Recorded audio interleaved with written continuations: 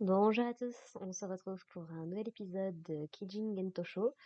Aujourd'hui, épisode 10, qui est un épisode assez intéressant puisqu'il mêle les deux ambiances de la série, c'est-à-dire le côté slice of life au lycée et le côté aventure épique dans le Japon féodal.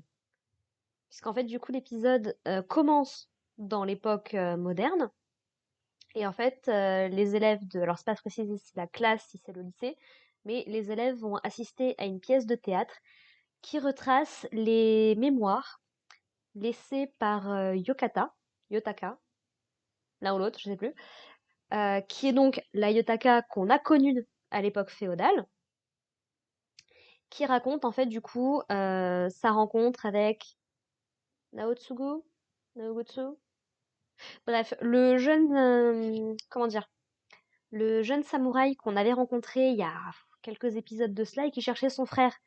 Et son frère qui s'était révélé être le patron du restaurant de nouilles. Ça venait? Bah, visiblement, ils vont avoir une espèce de romance tous les deux. Ok, let's go. C'est très intéressant parce que ça permet d'approfondir des éléments de la série qu'on pouvait déduire jusqu'ici. Mais ouais, non, très très intéressant comme épisode. Bon, la partie Slice of Life dans notre époque moderne à nous, elle sert juste de décor, globalement. On y reviendra un petit peu sur la fin de l'épisode.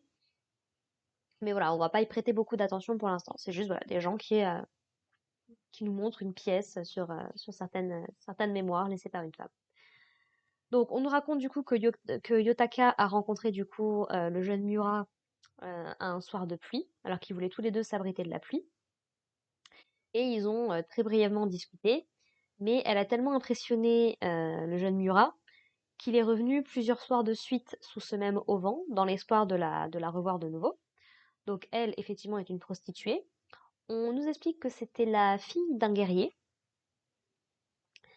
Euh, donc c'était la fille d'un guerrier, mais dont la famille a été ruinée, du coup qui s'est reconverti dans ce genre de choses, donc qui a laissé passer son nom. On nous explique également que elle devait se marier avec un homme, mais quand elle a déclaré que c'était une fille de guerrier, bah apparemment l'autre l'a pris comme une insulte. Il a rompu les fiançailles et ça a mené à la ruine de sa famille, si j'ai bien compris. Voilà un petit peu pour le passé de Yotaka. Et donc du coup, voilà, assez rapidement, le jeune Murak, qui commence à avoir un peu l'habitude des démons maintenant, va rapidement se rendre compte qu'il y a une espèce d'ombre qui suit un petit peu Yotaka les soirs où ils se rencontrent et qui a l'air de la mettre particulièrement mal à l'aise. Et c'est seulement au bout du troisième soir, du coup, qu'il va se décider à confronter cette ombre pour libérer, entre guillemets, Yotaka de son influence, parce que cette ombre l'appelait à venir jusqu'à elle et elle était prête à y aller, quoi. Ginia va nous expliquer un peu plus tard qu'en fait, cette ombre, de façon assez similaire à ce qui était arrivé à Natsu, je crois, épisode 2, épisode 3, en fait, ne représente que les regrets laissés par les gens qui observent cette ombre.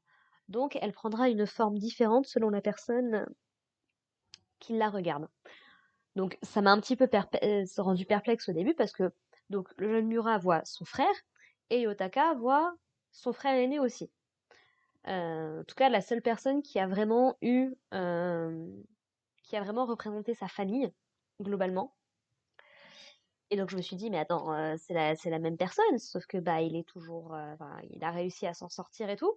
Et en fait non, c'est juste que voilà, ça reflète les regrets de la personne qui l'observe. Donc Miura, il a toujours pas digéré de ne pas avoir vraiment trop su ce qui était arrivé à son frère. Et Yotaka, visiblement, son frère étant décédé, ça, c'est quelque chose qui l'a particulièrement touché. D'ailleurs, on a effectivement bien la confirmation dans cet épisode-là que l'aiguille qui avait possédé Natsu dans l'épisode 9, enfin épisode 8, épisode 9, appartenait bien effectivement à Yotaka par le passé. C'est donc pour ça qu'elle avait entendu le coucou à la fin de l'épisode 9. Et du coup que le Kogai dont a hérité Jinya, en fait, appartenait du coup à son frère. Et du coup, ça fait un joli parallèle entre les sentiments de l'aiguille pour le Kogai et les sentiments de Yotaka pour son frère aîné. Voilà. Donc du coup, alors c'est pas très clair si c'est Miura ou si c'est Jinya qui a abattu du coup cette ombre, Parce que visiblement, Yotaka n'aurait pas forcément décrit les événements comme ils se seraient produits. Puisque donc alors qu'on a toute cette histoire qui est toute mignonne, toute choupie, voilà, qui approfondit un petit peu les personnages en revenant sur des thèmes qu'on a déjà vus, bah, visiblement Genya qui est dans les parages, et donc qui observe cette pièce d'événements qu'il a déjà vécu concrètement, bah en fait, quand il en discute un petit peu avec ses deux camarades de classe, bah il est là en mode non mais Yotaka elle l'a un petit peu humilié le Ronin là dans son histoire. Je suis pas méga fan. Non, j'aimerais bien lire ses vraies mémoires, voir concrètement ce qu'elle raconte là-dedans. Et ça me fait beaucoup rire parce que t'as une de ses camarades qui dit, on dirait que t'as une dent contre elle et tout. Bah oui, en fait, je l'ai un petit peu connue et visiblement, elle se fout de ma gueule. Donc bon. Mais bon, elle lui explique que bon, bah, ses mémoires sont un petit peu brouillées, sont un petit peu. Comment est-ce qu'on dit ça? Subjectives parce que comme elle est amoureuse de Miura, donc est-ce que ça sous-entend effectivement que les deux vont finir par se mettre ensemble? Bah écoute, let's go, ils ont l'air choupis tous les deux ensemble. Ils ont pas développé beaucoup de trucs, mais c'est des personnages qu'on voit un petit peu graviter dans la série depuis quelque temps, donc pourquoi pas, oui. Un passage que j'ai bien aimé aussi, c'est que du coup, Miura vient demander des conseils en amour à à tout le reste du groupe. Donc il vient au resto et donc il veut poser des questions à Jinya, mais également du coup au patron qui est son frère, mais il le sépare, et à Ofu. Et tu as Natsu et Genji, qui débarquent à ce moment-là aussi et qui vont chacun de leurs petits commentaires, quoi. Genji, il est en mode non, mais écoute, il faut que tu la protèges d'un danger, comme ça fera qu'elle t'aimera encore plus, ce genre de choses et tout. Et Natsu, elle est complètement opposée parce que pour elle, c'est vieux, c'est éculé, ça ne marche plus. Genji, qui essaie même d'entraîner Jinya là-dedans en disant non, mais t'as qu'à faire le voyou et tout. Il est pas méga convaincu non plus. Et du coup, finalement, c'est Miura senior, on va dire, qui lui donne les meilleurs conseils, c'est-à-dire bah, de ne pas essayer de forcer son chemin à travers le cœur de cette femme, mais juste voilà, d'apprendre petit à petit à la connaître. Il n'y a que ça vraiment qui pourra leur créer une relation vraiment, vraiment sincère et profonde, quoi. Au fou d'ailleurs, ça l'étonne un petit peu toute cette histoire parce que donc Jinya en parallèle est en train justement de chasser ce fameux démon, donc qui apparemment est juste resté au stade de souvenir, de regret, et puis qui n'a jamais vraiment pris la forme d'un démon. Donc il n'était pas vraiment ultra dangereux en soi. Mais donc il cherchait ce démon-là les soirs de pluie. Euh, Pareil, Yotaka et Miura ils se sont rencontrés un jour de pluie, mais au fou elle finit par leur faire remarquer, vous savez quand même que ça fait plusieurs jours qu'il a pas plu, donc je comprends pas ce que vous me racontez en fait, il y a un truc qui déconne. Et donc ce qui est plus ou moins sous-entendu, c'est que cette pluie était créée par ce démon en fait, globalement.